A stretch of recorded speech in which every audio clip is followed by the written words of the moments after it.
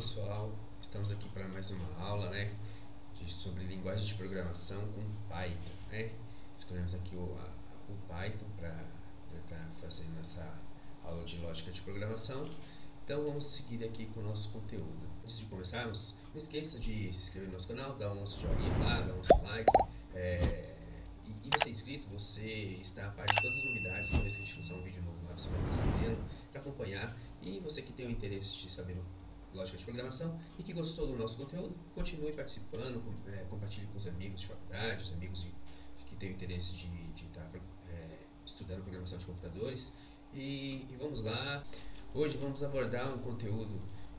Hoje nós abordaremos um tema aqui em lógica de programação, falando sobre fluxo de algoritmo. O que é?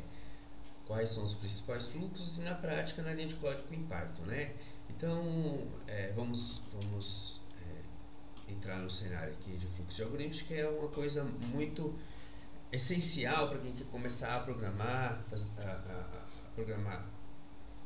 fazer programação de computadores, porque sem seguir esse fluxo, tudo pode virar uma bagunça, E a gente não conseguiu o objetivo. Mas isso daqui é só os primórdios. Conforme for aprendendo, você vai ter clareza do que a gente está falando, Conforme for fazendo as primeiras linhas de código, vai entender que existe uma sequência lógica para ser seguida ali, Em lógica de programação aqui com Python, nós vamos falar sobre fluxo de algoritmo passo a passo, certo? Na programação de computadores, nós temos aqui a nossa introdução aqui é fluxo de algoritmo na programação e principais fluxos. Nós vamos estar abordando esses itens aqui, ok? Fluxo de algoritmo, o que é? Em programação de computadores, o Python, fluxo de algoritmo é uma sequência lógica de passo a passo que um programa consegue resolver um problema. Ou seja, a ordem que as instruções são executadas. Então, uma máquina ela não é nada sem uma linha de código. Uma máquina ela não é nada sem uma linguagem ali para fazer ela executar algum tipo de ordem, a não ser sem essa instrução. A máquina é somente um equipamento eletrônico que acende alguma luz, entra em funcionamento, é somente um equipamento que passa uma energia ali dentro dela. Então, para que ela mostre alguma resposta ali para o usuário, é necessário que ela execute uma instrução, e é disso que a gente está falando aqui, um fluxo de algoritmo. Então ela executa um algoritmo para transformar isso em um resultado visual ou seja algum tipo de comando ou o que seja. Então isso é essencial para a linguagem de programação, para as linhas de código de uma programação para máquinas, se a gente for mais para frente aqui, de forma simples, é uma receita de bolo. Como que um bolo é feito? Como que a gente consegue fazer um bolo? Através de uma receita. Existe os ingredientes para isso. E aqui nós de forma bem simples, está sendo exemplificado aqui. Que o que faz? Ele lê os ingredientes, que são as entradas de dados, mistura tudo isso, que é o processamento, e assim sirva, que seria a saída de dados. E o que acontece se a gente trocar essa ordem? O resultado pode mudar. Se a gente trocar a ordem dos fatores aqui, de um fluxo, o resultado pode mudar. E na programação, na linguagem de máquina, isso pode gerar um erro, certo? Então, o fluxo é muito importante porque, como a gente está trabalhando com exatas, matemática, existe uma sequência lógica para a gente obter um resultado. Não é possível a gente somar 1 mais 1 e dar 3. Se a gente somar 1 mais 1, sempre vai ser 2. Então, existe uma estrutura lógica a ser seguida, entendeu? E de uma forma simples seria isso, Ele tem ali a entrada de dados. Dentro dessa entrada de dados, que é a informação que o computador recebe do usuário, há um processamento, E a saída desses dados, porque se não tiver a saída, não temos o resultado, Não temos um comando que foi dado para a máquina fazer. A gente precisa ver o resultado para saber que deu certo, entendeu? Se a gente não tiver o resultado, não tiver esse terceiro item, a gente não consegue saber se a instrução que a gente deu para a máquina acabou sendo válida, certo? E nós temos alguns tipos de fluxos, né? E os três principais é o que? É o tipo de fluxo sequencial, o condicional, que está englobado ali uma decisão, e o de repetição, que é um laço ou um loop, né? Então, isso que eu estou falando é dentro do processamento, né? Então, o computador vai ter entrada de dados, dentro do processamento ele pode ter uma sequência lógica ali, que pode ser uma linha de código ou várias linhas de código, que ele vai fazer uma leitura sequencial, uma leitura condicional ou um laço de repetição. E por fim, nós temos o resultado. Dentro de três itens ali, nós temos, dentro de processamento, nós temos mais três tipos principais ali de fluxo, certo? Como que a gente representa isso graficamente? A representação gráfica é através de um fluxograma. É muito fácil a gente representar isso dentro de um fluxograma. Então, caso necessite da gente estar apresentando nossa linha de código de uma forma resumida, fácil de ler ali, a gente utiliza o fluxograma para fazer isso. A gente não vai pegar uma linha de código ou uma conjuntura de código ali de 10 páginas, a gente consegue apresentar isso resumidamente, facilmente em uma página só, em uma imagem só, seguindo a ordem de fluxo, né? Ok? Para quem não conhece fluxograma, pesquise sobre fluxograma, e é daquele jeito que apresentar a imagem lá que a gente consegue representar um código ou um algoritmo criado, certo, pessoal? Resumindo, o fluxo de algoritmo é o caminho lógico que o programa segue para executar as instruções. Então, como nós estamos falando em exatas e lógica de programação aqui, o fluxo de algoritmo é isso, entendeu? Então, ele tem uma instrução ali e ele tem uma lógica para ser executada ali dentro dele. O Python, esse fluxo é controlado principalmente por três coisas, né? Que são as ordens de instrução, né? É o que a gente codifica ali no nosso código. Estruturas condicionais, que foi o que foi falado de uns três itens lá, né? Que no Python a gente utiliza o if, else e o elif. E estruturas de repetição, que é o for while, né? Que é o famoso loop, né? Ele pode repetir várias vezes até que mude a condição ali, ou ele pode pegar um range ali de números e executar tantas vezes. Então isso tudo é programado pelo programador, certo?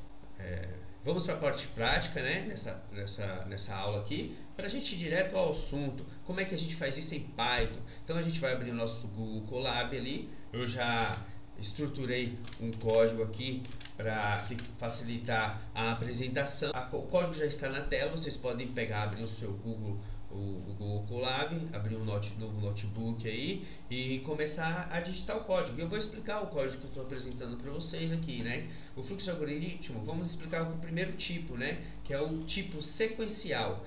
Tipo sequencial. Então nós temos aqui uma codificação simples, né? Nós criamos duas variáveis aqui, variável A e variável B. Nós colocamos aqui o valor da variável. Só lembrando, da próxima aula a gente vai falar sobre variáveis, então eu vou estar explicando o que significa elas, o que está acontecendo aqui por trás, tá? Vai facilitar. Mas você que já conhece, então é só digitar o código que vai funcionar aqui em Python, ok? Já conhece sobre variáveis. Quem não conhece, na próxima aula nós falaremos diretamente sobre isso, ok? Aqui eu declarei que a variável A tem um valor de 5, a variável B tem um valor de 2.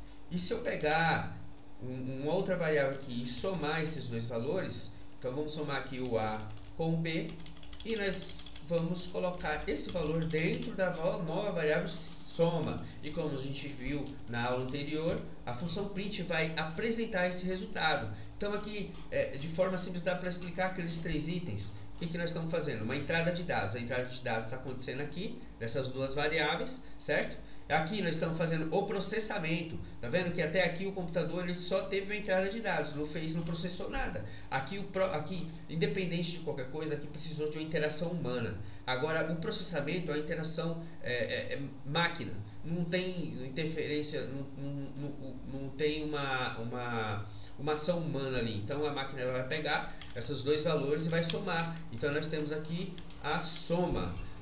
a soma dessas duas variáveis. Então, esse aqui seria o processamento, né? Eu vou colocar aqui na frente, né? Eu vou fazer um comentário aqui, entrada de dados, certo? Então nós temos aqui a entrada de dados. Aqui também nós temos uma outra entrada de dados, certo? Opa, ficou maiúsculo aqui. Aqui nós temos o processamento, certo? E aqui nós temos o resultado, certo? Que na nossa receita de bolo seria o quê? Aqui na nossa receita de bolo seria o quê? Os ingredientes. Nós temos os dois ingredientes aqui, certo? Se a gente voltar aqui no nosso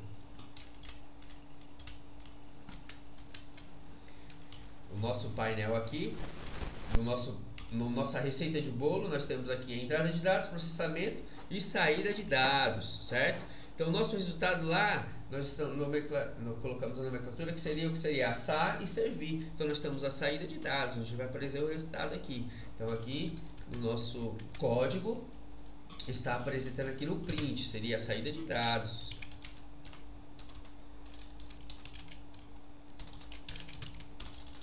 Opa.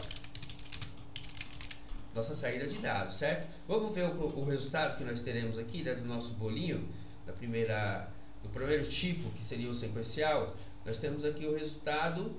Ele vai demorar um pouquinho a primeira vez que ele vai executar aqui, né? Esperar um pouquinho, vamos ver aqui. Está processando. Pronto. Então, quanto que é 5 mais 2? 7. Aqui é o nosso resultado. 7. A nossa soma é 7 aqui, né? Na nossa saída. Então, esse aqui é o tipo sequencial. Agora vamos para o próximo tipo, que seria o tipo condicional no nosso fluxo de algoritmo, tá? Então, aqui no nosso tipo condicional, ele depende de uma condição para poder apresentar um resultado X ou resultado Y. Foi o que eu tinha falado lá anteriormente. Então aqui nós temos dois tipos de resultado, mas isso depende de algo. E como que a gente exemplifica isso daqui? Vamos pegar essa variável aqui e vamos colocar um valor para ela. Essa variável idade tem o valor de 18, certo? Então nós temos aqui a nossa entrada de dados. Nós temos aqui a nossa entrada de dados, certo? Aqui abaixo nós temos o processamento, certo? Que seria o if, né? Eu vou colocar aqui na frente para ficar melhor. Nós temos o processamento e ele vai me trazer um resultado, que é a nossa função print. Então nós temos a nossa saída de dados aqui, tá? Aí é interessante que isso depende de uma condição. Então, como é uma sequência lógica, dependendo da condição que é imposta aqui, né? Dependendo da condição que é imposta,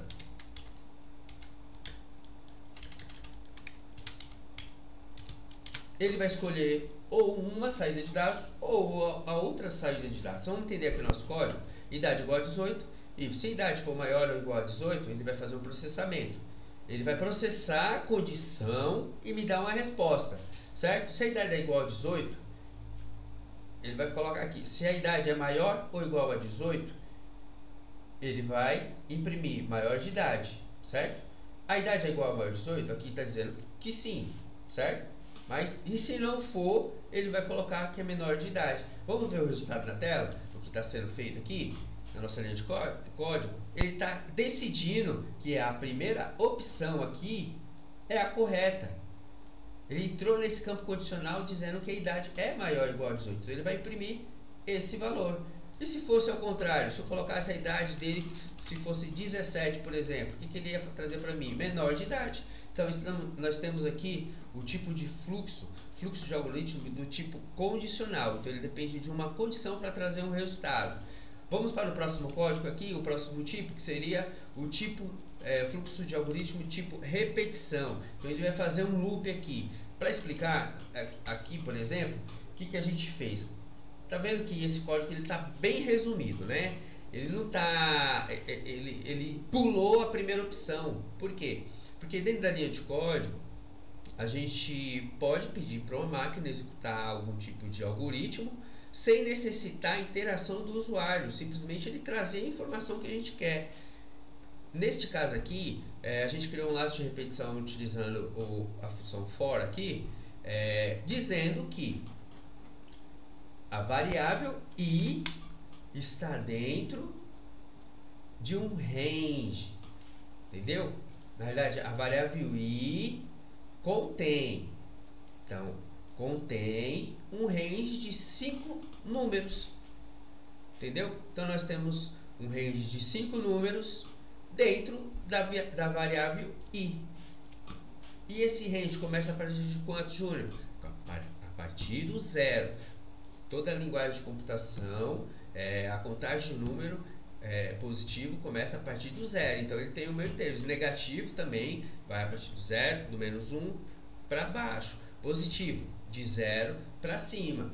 Então nós teremos aqui um range de 5 números. Vamos ver o resultado desses números aqui no print. Então aqui nós não temos a primeira opção, que seria a entrada de dados. Por quê? Porque a gente está pegando algo que o computador já fornece ali, né? Uma função range, e colocando, a gente já implementou isso para que a máquina execute automaticamente isso para nós. E é uma coisa que a gente utiliza muito hoje em dia, que é a automatização. Então não necessita do usuário inicialmente ali introduzir uma informação na máquina para que ela execute alguma coisa. Então vamos pegar aqui e executar esse código para ver o nosso resultado. Então ele vai trazer aqui, ó, tá vendo que ele colocou um print aqui, tem um texto dentro do print? Então ele vai executar a função print, vai imprimir um texto e o resultado de i dentro de um laço de repetição ali, né? Um laço de repetição, ele está repetindo ali os números de 0 a 4. Quantos números temos, Júnior? 1, 2, 3, 4, 5 números,